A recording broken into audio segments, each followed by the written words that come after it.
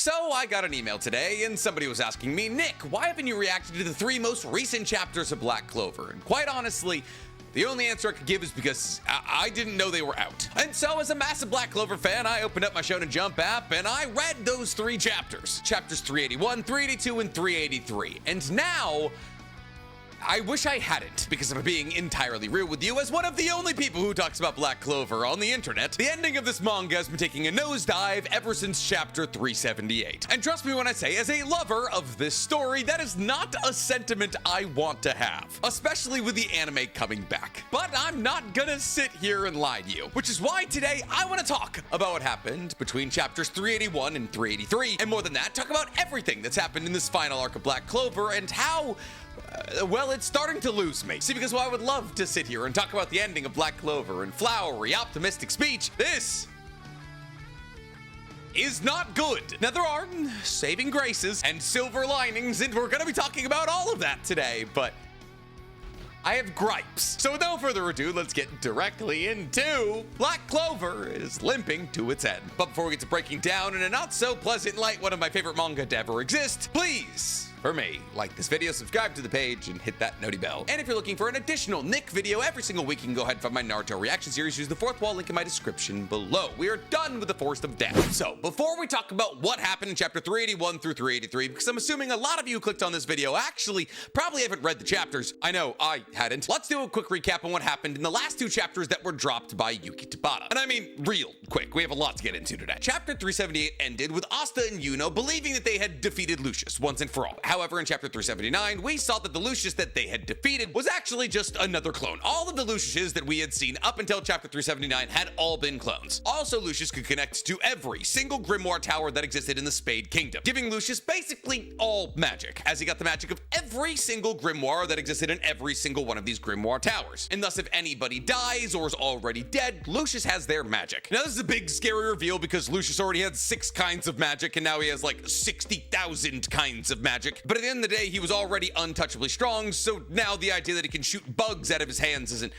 really that much of an additive to his strength. Anyways, after this reveal, Asta and Yuno still try to kill Lucius, and using his combination of blood, bone, and body magic, or maybe some kind of illusion magic, we're not entirely sure, Lucius generates an image of Asta's mother in front of him and Liebe. And because they both love Asta's mother, even though they know it's an illusion, they can't cut her down. And thus, Asta is cut down by Lucius for the 2nd time. And that's how chapter 379 ends. Chapter 380 opens with all of the arch paladins and all of the regular paladins and angels all coming back to life. Because Lucius brought them back to, I'm assuming because Lucius brought them back to life. Now, the reveal at the end of chapter 379 is that Asta was able to, before he passed out, give anti-magic to Yuno. And as this was not the first time that Asta had given anti-magic to a different mage, well, it was kind of crazy that anti-magic was given to Yuno. It wasn't something that was outside of the rules of Black Clover. Because in chapter 367, after coming back from the Land of Sun, Asta uses his demon slasher katana to give anti-magic to all of the Black Bulls, that they then used to battle against angels and archangel paladins and clones of Lucius. And sorry, I misspoke earlier. It was actually chapter 380 that left off with Yuno getting anti-magic from Asta. Chapter 379 leaves off with Asta getting slashed by Lucius. Anyways, with all that now out of the way, we are caught up. Yuno's got anti-magic from Asta, Asta's unconscious, and Mimosa is desperately trying to heal Asta. Before we move any further talking about the events of chapter 381 through 383, I'd like to take a step back to what I would identify as the beginning of this final battle against Lucius, around chapter 366. Mostly because Asta being cut down and now healed by Mimosa once again reminded me that we've been doing a lot of death baiting recently. See, in chapter 366, it's worth noting that basically every single member of the Black Bulls is dead or dying after a prolonged battle with the paladin version of Damnatio. However, after Asta pops onto the scene and cuts down Damnatio, the Witch Queen, who we've seen be able to heal in the past, appears kind of out of nowhere and uses the ultimate form of her blood magic to not only sacrifice her life, but also bring all of the Black Bulls back to life. And that would be crazy enough as is. Like, all of the Black Bulls were either dead or dying, and they're now all back on the battlefield. And not only are they all back on the battlefield, they're all back on the battlefield with a brand new upgrade, which is Asta giving them their anti-magic. The first time that we ever saw that. However, the Black Bulls are not the only people who have been dead or dying and brought back from the brink. Yami, just a couple of chapters later, is cut down by a Lucius clone and is on his way out with a massive X-shaped wound on his chest until his little sister Ichika pops out of nowhere after coming from the Land of Sun with Asta to not only drop some lore on Yami that that A, he didn't kill his entire clan, and B, bring him a demon pill, or a demon soul pill, a type of drug or medicine that his father used in order to make himself a stronger fighter. Well, more so to ramp up his bloodlust, but still. And Yami, immediately after taking this demon soul pill, not only has his power boosted to such a degree that he's able to heal from this wound immediately, but he also gets what could only really be described as a devil union form. He gets wings, he gets horns, he's covered in dark magic. And him and Noct go on to fight against Morgan Faust, Noct's older brother. But it doesn't end there, as literally the entirety of the Crimson Lions are brought back to life by Meryliona's ultimate fire magic. Nozel is brought back to life after not being able to be healed by one of his silver eagles, by Kahano, who kind of just appears out of nowhere with her brother. And I would have forgiven all of this, because genuinely, who cares? And it's also over the course of like 20 chapters that all of this happened, if we weren't currently in a situation where Asta was essentially killed by Lucius for a second time just to be healed by insane high-level magic. See, because here's the thing. Only 3 people have definitively died in this final battle against Lucius. And those 3 people are Marx, a former Purple Orca captain turned traitor for the demons, and the literal first antagonist of this series. And I'm not entirely convinced that these 3 people can't come back to life. But it's not even just that we're doing death baiting. We're also basically doing sensu beans with Charmy's magic food. Anytime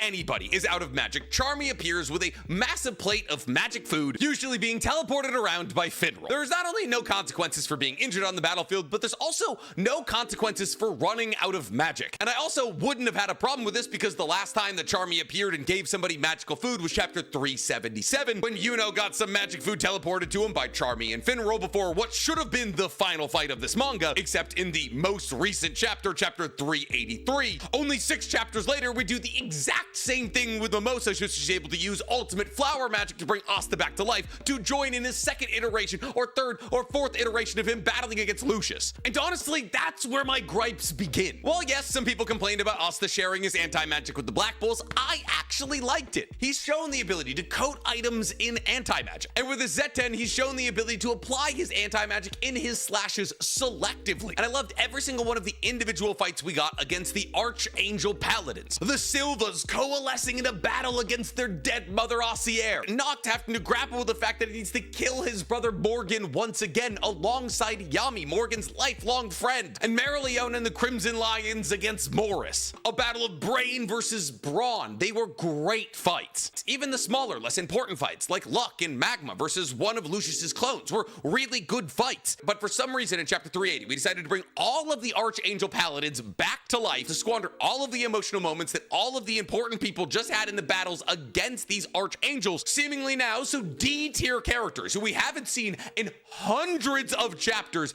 can come fight against them. And not only just D-tier characters, some characters are being introduced in chapter 382 for the first time. Also, we can make the borderline untouchably strong Lucius, who already had time, gravity, blood, bone, and soul magic, a little bit stronger by giving him access to a bunch of magic that he probably won't use in any meaningful capacity. But don't worry, when he gets this seemingly insane level up, Yuno will be able to 1v1 him just because he has anti-magic. Listen, I understand and even liked when Asta gave the Black Bulls anti-magic. And I understand that that same rhetoric could be applied to Yuno, but wouldn't it make more sense for a rival to stand on their own 2 feet? Like, cool, they're best friends. Cool, they butt heads, but now they're working together to defeat Lucius. But Yuno already has wind, star, and spirit magic. He is pulling out monozones so large that he can A, counter time magic, and B, cover the entire Clover Kingdom. Well, Clover Kingdom capital, but everyone's there right now. He doesn't need another nonsense power-up, because honestly, if we're being real, if we're being so real right now, that's all the ending of this story has been.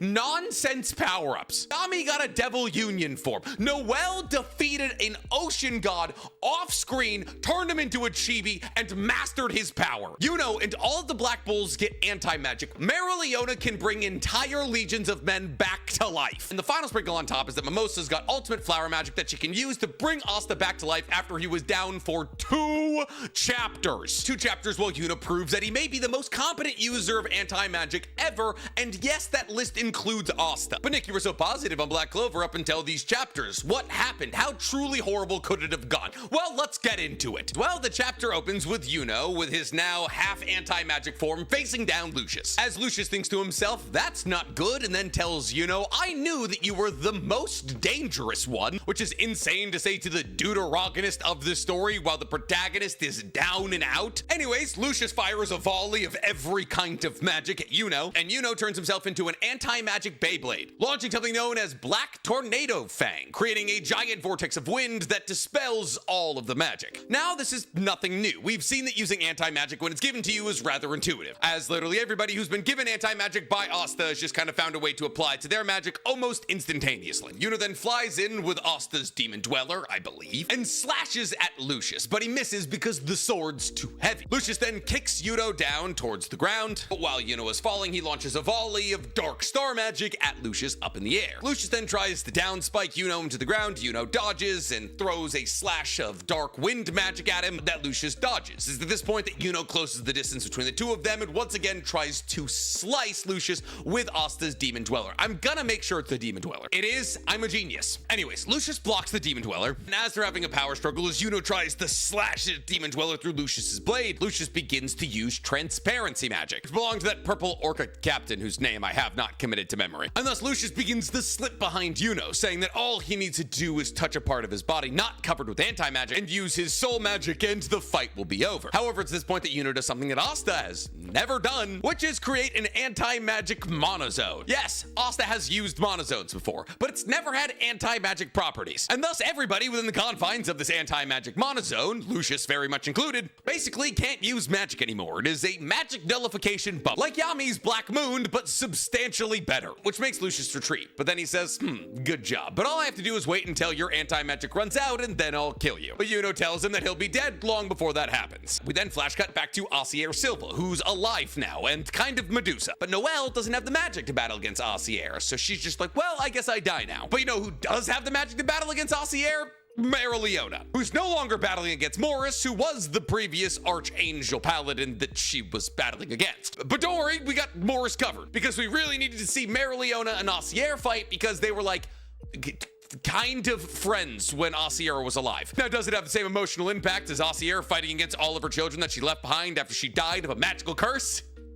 No. But that's fine, we're just throwing shit at a wall. Anyways, cut back to Asta, who's face down in a bed of flowers as Mimosa is trying to bring him back to life. But she realizes that she doesn't have enough magic to bring Asta back to life and continue healing off the people that she was currently healing. But fortunately for her, all of the F-tier no-name characters know that they are F-tier no-name characters, and they're like, yeah, you don't need to heal us, heal Asta. And that's fine. That's a cool moment. Everybody finally acknowledging Asta's strength is a great way for him to build out a campaign of eventually being the Wizard King one day, except on account of the fact that Yuno is using his power better than he ever has and is currently 1v1ing the final boss. But as Mimosa is trying to pull in all of her flowers to concentrate all of them onto Asta, an angel appears out of nowhere. But all of the F-tier no-name characters are like, oh, we'll go hold it down. Another cool moment. And thus Mimosa tries to concentrate all of her flower power onto Asta, but before she can do that, there's Morris. Now, as to why Marileona ditched the prospect of another battle against Morris to go fight against Asier, creating an opening for Morris to attack Mimosa, who's trying to bring Asta back to life, I can't say. But have no fear, because apparently the Diamond Kingdom is here. Now, as to what the Diamond Kingdom has been doing up until this moment,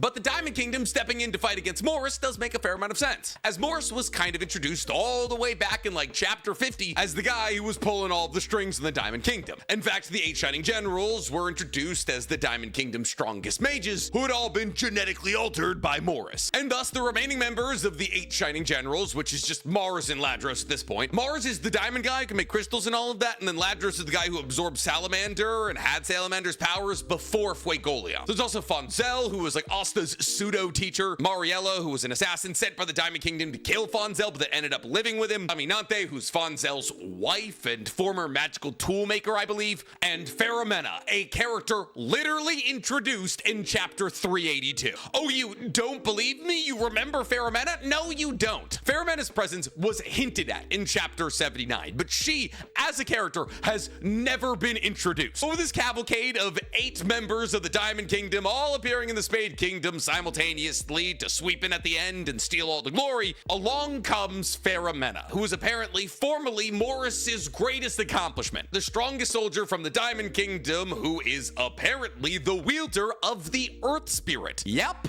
we're introducing the wielder of the Earth Spirit in chapter 382. Yuno's got the Wind Spirit, Lolopeshka has the Water Spirit, Undine, Fuegolion has Salamander, the Fire Spirit. And you know she's being introduced in this chapter because Morris literally has to go, my former greatest invention, Pheramena, the wielder of the Earth Spirit. Like, they have to give us an exposition rundown on who she is. And then we don't see her fight. We see all of the members of the Diamond Kingdom fly into combat against Morris's Legion of Arms, and Fonzel turns back at Mimosa and says, we'll keep this guy pinned here so that Mimosa can focus on healing Asta. We then cut back to Yuno, who somehow managed to turn wind magic into sword magic as he generates a Gilgameshian amount of apparently wind blades covered in anti-magic to launch at Lucius, as the two of them continue to clash at high speeds. But Lucius then pulls the classic bad guy who's getting pushed into a corner move and turns at Yuno and says, I wonder what will happen first. We settle this battle or you run out of citizens to protect. As it's revealed that a couple of angels are about to decimate a group of citizens from the Clover Kingdom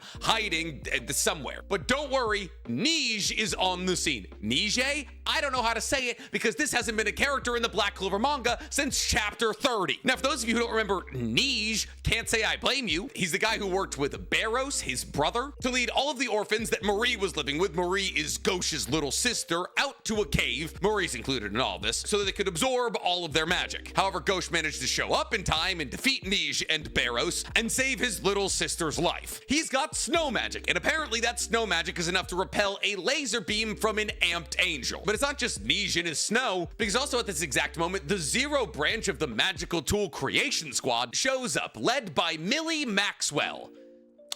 Who's Millie Maxwell? A character making her manga debut who I believe was introduced in the last Black Clover movie, but I genuinely cannot say. And Millie Maxwell is in charge of the Zero branch of the Magical Tool Creation Squad, which has characters like Sally and Rades and Voltos, the guys who made a bunch of zombies attack the Clover Kingdom capital and made Fuegolion lose his arm. All former members of the Eye of the Midnight Sun. You know, the people who are trying to make it so elves could retake the world. Well, all of these former members of the Eye of the Midnight Sun show up and they all talk about how Asta put them on the right path. As we see a bunch of flashbacks about all of these moments when Asta defeated each and every single one of these individual people, and they talk about how those moments meant the world to them and set them on the right path. And if you don't care about that, well, yeah, that's because the only even remotely close to relevant character out of those three characters I just mentioned is Sally. And speaking of Sally, did I mention she made an anti-magic gun? Yeah, a fucking anti-magic gun. So now everybody gets anti-magic. You get hit with the anti-magic gun, you can't use magic for 5 seconds. All because Sally was finally able to examine Asta's magicless body. If you thought Asta giving anti-magic to the Black Bulls and Yuno was bad, wait until the entire kingdom is armed with anti-magic guns. And after Sally starts up in the blicky at a couple of angels, Rades jumps through some spatial magic and starts using his Wraith magic to destroy some of the angels, but he realizes that there's too many of him for him to destroy by himself. But don't worry, because two other former members of the Eye of the Midnight Sun are also here. Yep,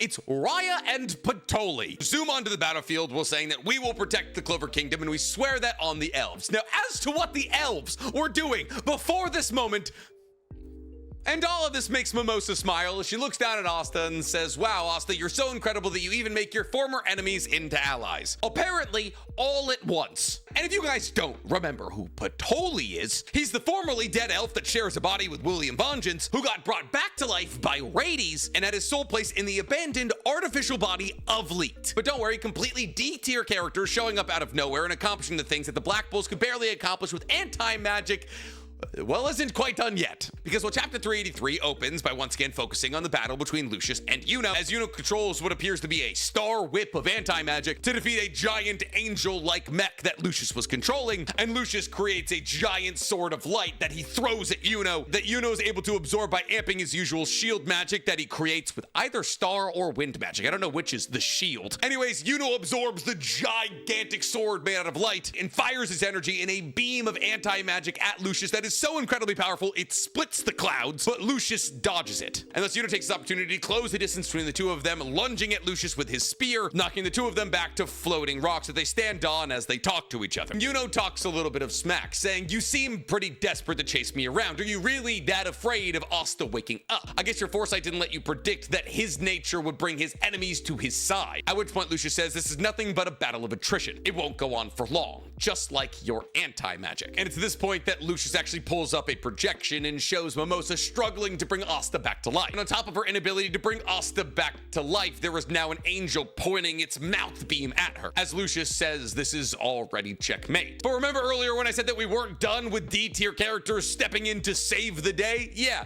I wasn't lying. Because do you remember Mimosa's older brother, the Siscon Hirsch? Yeah, he shows up out of nowhere, and he berates Asta for not only taking the attention of his little sister, but also not having the gall to get back up. Now, Kirsch covers the battlefields in flower petals to obscure the angel's view of Mimosa and Asta, and since apparently all the bad brothers in the universe are showing up for this fight, Longrus also appears and uses spatial magic to destroy the angel that was going to attack Mimosa. Now, obviously, this is falling through the narrative that people that were defeated by Asta are showing up to help Asta, as he both defeated Kirsch for being weird to Mimosa and Longrus for being terrible to Finral, and we're not even done with brothers showing up, because in order to finish off the angel that Longrus had essentially ripped in half, Leo appears on the battlefield. Yes, Leo, the one related to Fuegoleon and Marileona, the guy who proclaims himself to be Asta's rival and is in barely any of the manga. Anyways, Leo hits this angel with a tunnel of fire and screams at Asta to get up, as no worthy rival would stay down this long. However, almost as soon as they're hit with this tunnel of fire, Lucius smiles and says they're just buying time, because regardless of how many times the angels are cut down, they will simply rise again, and we see the angels begin to rise again, still on fire. However, the trio of bad brothers aren't discouraged by this, as they all take their individual moments to remember how Asta kicked their ass at some point and scream at the unconscious bleeding teenager to get up and vanquish Lucius. However, even though everybody's yelling at Asta to get up, it's really not up to Asta, it's up to Mimosa, who does not have enough magic to heal Asta. And thus Mimosa begins to have a complex as she remembers the previous times that she's been unable to heal Asta to the level that he needed to continue on fighting. And she begins to cry at the realization that she may not be able to get Asta back in the fight in time for him to save the world. But don't worry, nothing bad ever happens in Black Clover, and Finral appears with Charmy with a massive plate of magical food that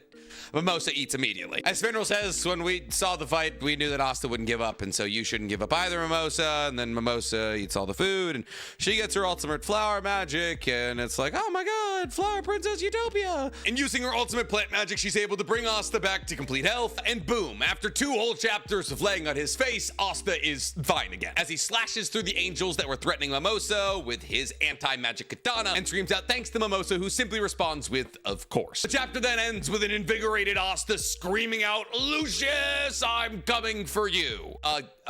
Again. He's coming for again. They're gonna fight again. And that's the end of chapter 382 of Black Clover. The death baiting power up revival defeat cycle.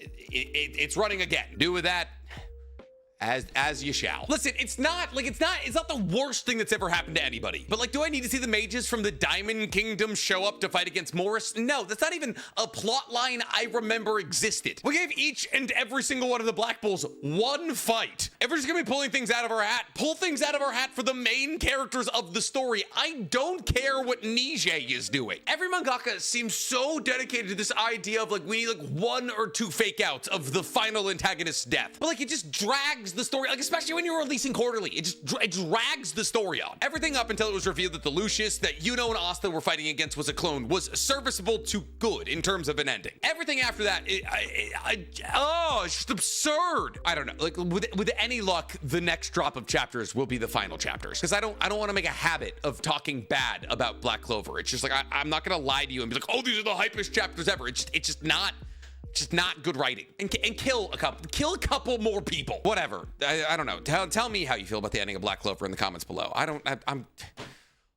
know, man. I'm leaving. Goodbye.